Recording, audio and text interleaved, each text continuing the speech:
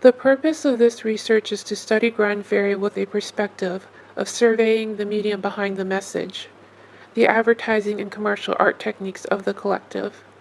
In what conveyed an urgency to bring awareness to AIDS reveals the appropriation techniques used by other fine artists responding to consumer aesthetics. It began with a brand name that represented infiltration of authority and expressed energized rage. As the creative arm of ACT UP, AIDS Coalition to Unleash Power, Gran Fury became known for reducing complex messages into a simple, understandable form, a reflection of slogans seen in advertising. Many ACT UP members were from the NY LGBT community. The name Gran Fury came from the Plymouths used by NYPD, including unmarked cars that served as surveillance outposts. During the AIDS crisis, the use of posters and flyers in the streets were prominent as part of demonstrations. These posters and flyers conveyed quick and memorable visual messages and integrated activism with human activity in public space. In looking at the tradition of political posters, Gran Fury, along with other artists, created work to convey messages that refuted ignorance and fear. The 80s was a world embracing statistics as information source.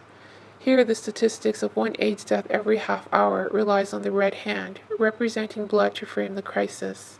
As seen in this and other works, the use of bold advertising headline fonts, like Impact or Futura, implied there was reasoning and studies behind the message, keeping the reactionary tone to be accessible or sellable. The Reagan administration, for its non-action, became the antagonist.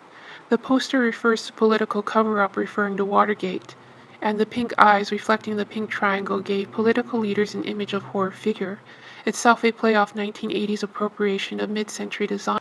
This is a poster by Gran Fury with two men dressed in sailor suits with the words "Read My Lips." Visually, it is similar to the next image from fine artist Barbara Kruger. Both have the same stark black and white monochromatic look of the 1950s ad design, itself an appropriation used in the 1980s. They both feature a kind of low-resolution reproduction similar to newsprint.